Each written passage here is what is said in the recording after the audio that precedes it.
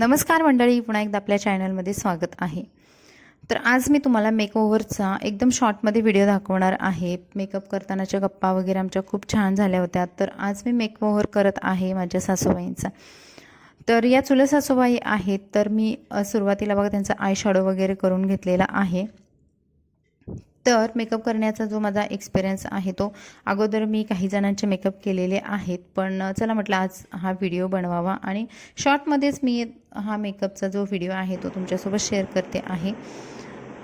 तर मी मेकअप करायला कसे शिकले, क्लास वगैरे लावले आहेत का, किंवा मी प्रोफेशनल मेकअप वगैरे करते का, हे सर्व तुम्हाला हळूहळू पुढे समजणारच आहे.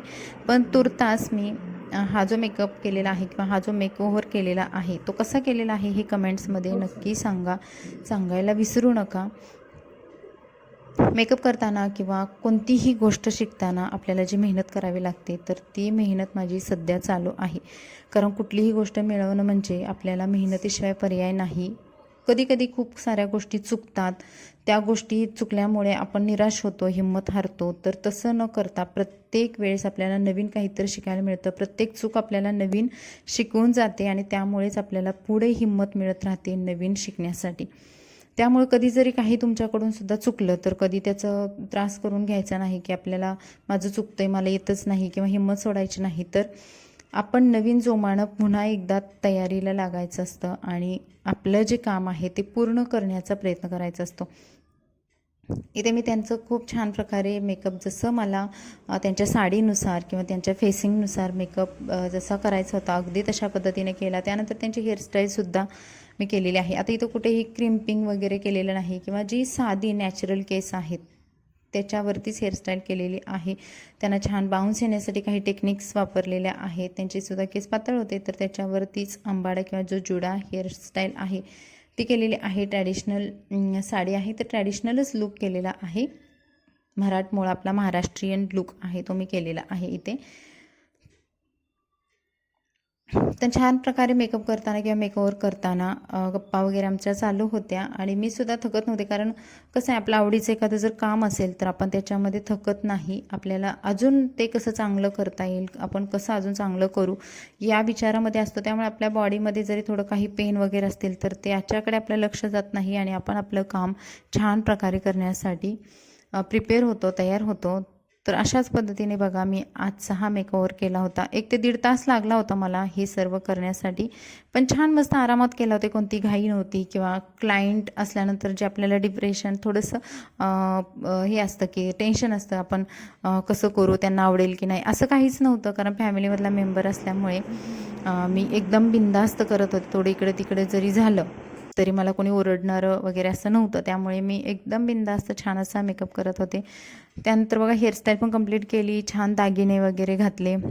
तर जाताना मी पूर्ण माझी व्हॅनिटी होती ती घेऊन गेले होते, त्याच्यासोबत ज्वेलरीसुद्धा घेऊन गेले होते. तर जशा पद्धतीने त्यांचा मेकअप केल्यानंतर महाराष्ट्रीयन कल्चरचा आपल्या साडीवरचा जो मेकअप होता तर त्याच्यावरतीच तशाच पद्धतीने दागिने वगैरे त्यांना घातलेले आहेत. त्यानंतर कानातले जे आहेत इयरिंग्स वगैरे घालून त्यांचा लुक कंप्लीट केलेला आहे. आणि जो पहिला लुक होता तर त्याला कंपेअर करून हा जो दुसरा ट्रान्झिशन लुक असतो तर तो बनवलेला होता. अशा पद्धतीने पूर्ण व्हिडिओ मी त्यांचा शूट केला होता की आता पूर्ण मेकअप आणि पूर्ण त्यांची हेअरस्टाईल कशी केली आहे हे जर दाखवायचं म्हटलं तर तो खूप लेंदी व्हिडिओ झाला असता. त्यामुळे मी छोटे छोटे पार्ट करूनच तो व्हिडिओ शूट केला आणि तुमच्यासोबत शेअर केलेला आहे. मला जे सांगायचा मुद्दा होता की आपण आपली मेहनत करत राहिलं पाहिजे, तर ते इथे मांडण्याचा मी प्रयत्न केलेला आहे. वेगवेगळ्या पोजेस सांगून त्यांचं फोटोशूट पण केलं. एकदम थोडंसंच फोटोशूट केलेलं आहे कारण त्यांनासुद्धा पुढे घाई होती. आणि अशा पद्धतीने त्यांची हेअरस्टाईलसुद्धा मागून बघायला भेटेल. बघा खूप छान क्लीन आली होती. मला हेअरस्टाईल पण खूप आवडली होती. कारण आपण जे काम करतो तर ते जर व्यवस्थितरित्या होत असेल, चांगल्या मार्गाने जात असेल तर आपल्याला त्याचा आणखी एक वेगळा आनंद असतो. तर हा त्यांचा पाठीमागच्या हेअरस्टाईलचा लुक आहे. साडीसुद्धा ड्रॅपिंग केली होती मी त्यांना आणि कमर बेल्ट लावून साडी पॅक केली होती जेणेकरून समोरून सुटू नये किंवा हलू नये यासाठी. आणि अशा पद्धतीने त्यांचा हा फायनल लुक झालेला आहे. वेगवेगळ्या अँगलने शूट केलेला आहे.